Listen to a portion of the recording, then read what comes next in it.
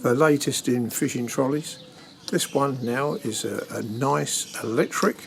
So there we are.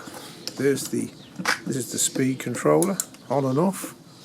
And there's a motor down there. What we've got here is the latest in fishing trolleys for all of £35. There we are, 35. There's all my gear on there. There's all my brolly, all my stuff. Down the front there. So up there, see all the gear. This is to show you can build something for £35. What it was an old golf trolley I bought online. So you can see there. And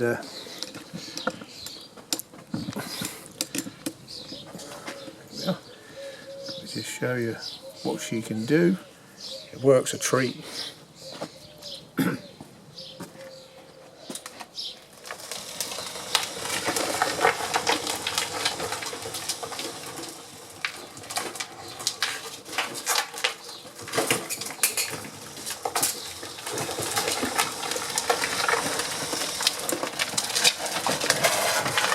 Don't tip it up too much.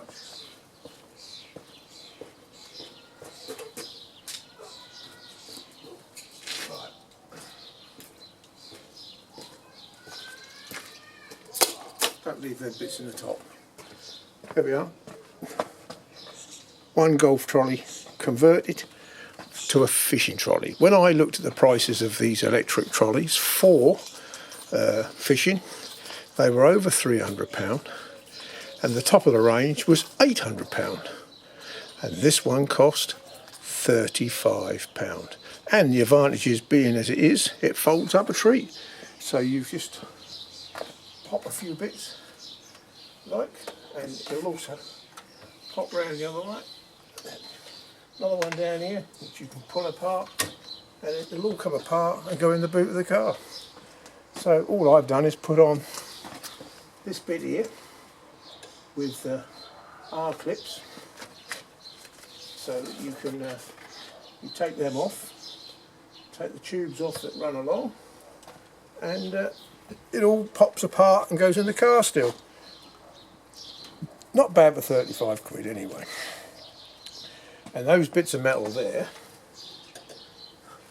they're reclaimed from one of them chairs that rise up and down. So to give you some sort of idea, that's what that was. So that was all free metal. The dearest thing I had to buy was the R clips.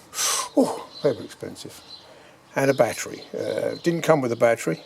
So I got a 12 ampere hour battery on there, which will give you, on this thing, that'll give you 2 miles of running.